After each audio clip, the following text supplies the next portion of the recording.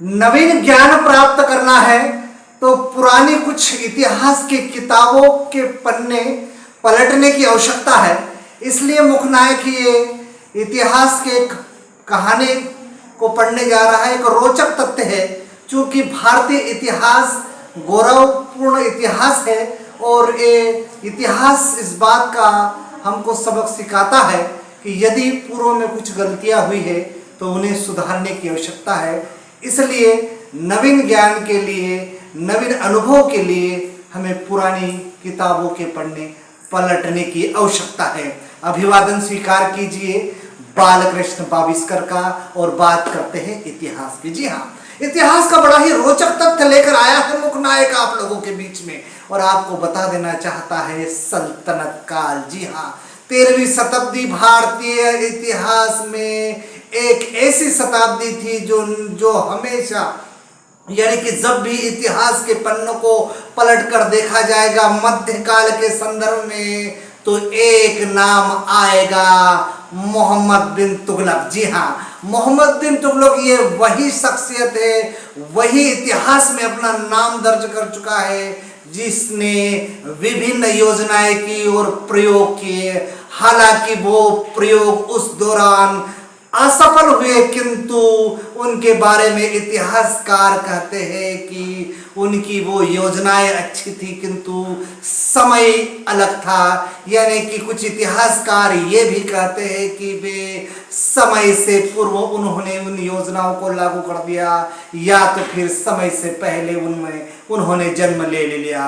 बहरहाल हम ऐसे सुल्तान की बात करने के लिए जा रहे हैं जिन्होंने ऐसे प्रयोग किए जो आज भी सार्थक सिद्ध हो सकते हैं यदि सही समय पर उन्हें लागू कर दिया जाए। जहां तक मोहम्मद बिन तुगलक का विषय है, मोहम्मद बिन तुगलक एक पारंगत सुल्तान होने के साथ वाक्पटुता में प्रवीण थे और सारी योजनाओं को भली भांति से परिचित थे। वही उनमें एक सबसे बड़ी खासियत ये थी, चूंकि वे एक महान शासक के रूप में भी, दूसरे शब्दों में कहा जाए तो कोई अतिशोक्ति नहीं होगी। और धार्मिक दृष्टिकोण, जी हाँ, उनका जो धार्मिक दृष्टिकोण था और उनकी जो धार्मिक किताब थी कुरान शरीफ, उसके कुछ अध्याय उन्हें कंठस्थ थे और हदीस के भी अध्याय कंठस्थ थे। साथ ही मध्यकाल में ऐसा कोई ज्ञान नहीं है, ऐसा कोई विषय नहीं है, चाहे वह तर्कशास्त्र हो, चाहे इतिहास हो, या मध्यकाल में जितने भी विषय रहे हैं उन सब में पारंगत थे मोहम्मद बिन तुगलक। इसलिए इतिहास काल वर्णी ने जबरदस्त उनकी प्रशंसा की है। हालांकि कुछ विदेशी इतिहासकारों ने उनकी आलोचना भी की है। तो उन आलोचनाओं के और उस गुणों के विश्लेषण करने के लिए मुखनायक आपके बीच में आया है। तो बात करते हैं मोहम्मद बिन तुगलक की, जिन्हें एक सन की बादशाह या सन की सुल्तान के रूप में भी जाना जाता है। बहरहाल उनकी 3 ऐसी महत्वपूर्ण योजनाएं थी जो कहीं न कहीं उनके पतन का एक कारण बना। उनकी एक योजना पर बात करते हैं हम, दोआब में कर वृद्धि। जी हाँ, उस समय दोआब नाम के जो स्थान थे, एक नदी थी, उस नदी के किनारे जो खेती की जाती है, कृषि की जाती थी, उस दोआब में, उस दोआब क्षेत्र में उन्होंने अचानक कर वृद्धि कर दी, क्योंकि वे सबके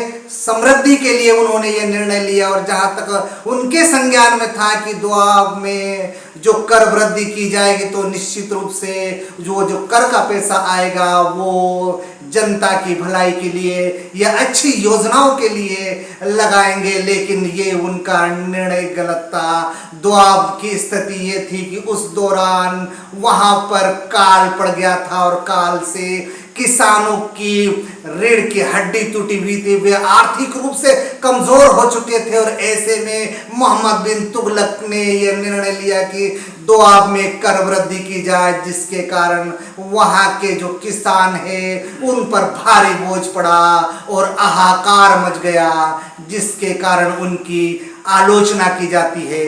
दूसरी महत्वपूर्ण उन्होंने एक और परिवर्तन किया, वो परिवर्तन था राजधानी परिवर्तन। जी हाँ, राजधानी परिवर्तन को लेकर उनकी आलोचना इतिहासकार करते हैं, लेकिन उनके दृष्टिकोण से जो तत्कालीन राजधानी थी, जो वर्तमान में भी राजधानी है दिल्ली, वो भारत के मध्य में उस दौरान भी नहीं थी। इसलिए उन्होंने सोचा कि क्यों न दिल्ली की राजधानी को देवगिरी ले जाकर, और वर्तमान में उसको दौलताबाद के नाम से जाना जाता है, तो उन्होंने फरमान जारी किया। जी हाँ, मोहम्मद बिन तुगलक का फरमान बड़ी ही सख्ती से लागू किया जाता था, और उन्होंने जब फरमान लागू किया और कहा कि दिल्ली को खाली कर दिया जाए और देवगिरी चली जाए, सारी जनता और सारे संसाधन लेकर चले जाए, ऐसी कठोर निर्णय जब मोहम्मद बिन तुगलक ने लिया तो दिल्ली के निवासी हैरान हो गए,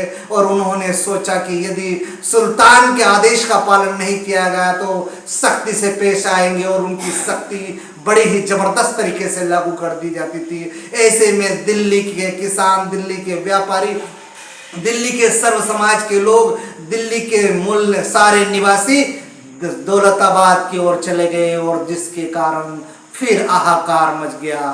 तीसरी उनकी सबसे बड़ी नीति थी, उनकी आलोचना की जाती थी। हालांकि मोहम्मद बिन तुगलक सभी विषयों में पारंगत तो थे ही, लेकिन गुप्तचर व्यवस्था उनकी कहीं ना कहीं कमजोर थी, और उन्होंने सोचा कि दिल्ली को आर्थिक रूप से या भारत को उनके काल में आर्थिक रूप से समृद्ध कर दिया जाए।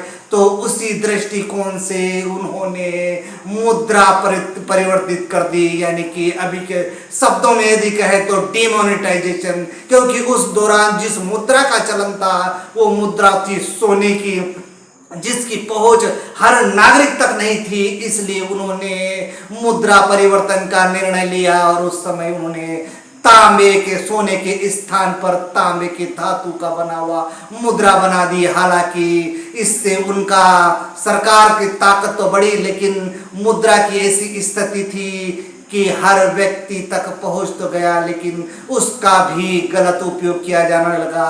उसकी टकसाल नीति में जो सिक्के है, उस सिक्के को हर कोई बनाने लग गया, जिसके कारण उसका मुद्रास्फीति हो गई, और मुद्रास्फीति के परिणाम स्वरूप सुल्तान को पुनः आलोचना का शिकार होना पड़ा।